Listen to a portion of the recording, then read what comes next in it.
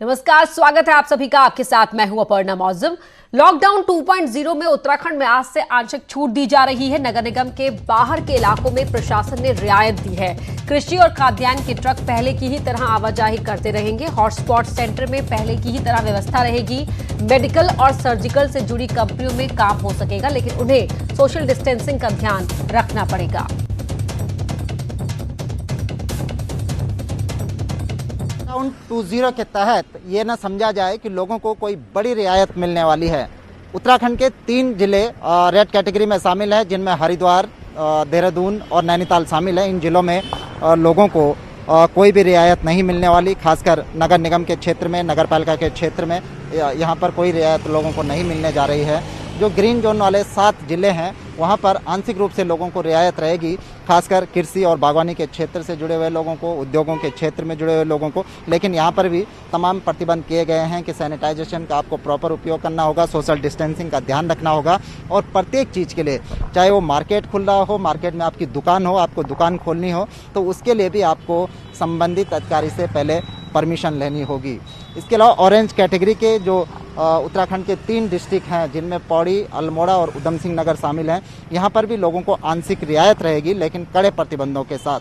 ये देहरादून का इलाका है। आप देखेंगे कि यहाँ पर अभी भी पुलिस एक वाहन को चेक कर रही है कि कहीं कोई अनावश्यक सड़कों पर न घूमे। जिन वाहनों के पास है या जो गवर्नमेंट ड्यूटी में है, उन्हीं को आने जाने की इजाज़त दी जा रही है।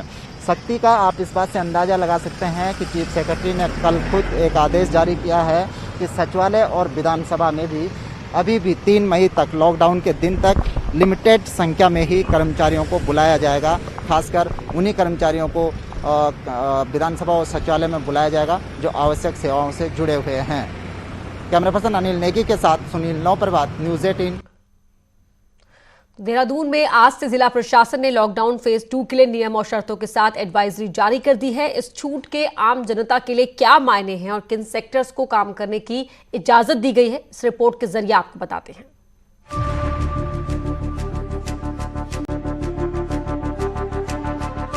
कोरोना वायरस की वजह से लगे लॉकडाउन फेज 2 के लिए प्रशासन ने नई गाइडलाइंस जारी कर दी हैं, जो सोमवार से अमल में आएंगी।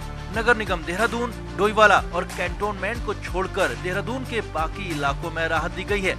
आपको ग्राफिक्स के जरिए समझाते हैं कि सोमवार से आपको किस चीज में छूट मिलेगी और कहां सख्ती बरती जाएगी। जरूरी सेवाओं की दुकानें सुबह 7 से 1 बजे तक खुलेंगी। अस्पताल, दवा की दुकानें पहले की तरह खुली रहेंगी। खेती की मशीनें और स्पेयर पार्ट्स की दुकानें भी खुलेंगी। कीटनाशक और बीजों की दुकानें भी खुलेंगी। मनरेगा का काम शुरू होगा। सोशल डिस्टेंसिंग का पालन और मास्क पहनना जरूरी होगा। पब्लिक प्लेस पर थूकने पर सजा और जुर्माना लगेगा। तंबाकू और शराब पर प्रतिबंध जारी रहेगा।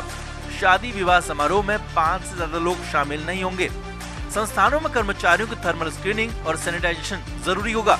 प्राइवेट और सरकारी कर्मचारियों को आरोग्य सेतु ऐप का इस्तेमाल करना होगा।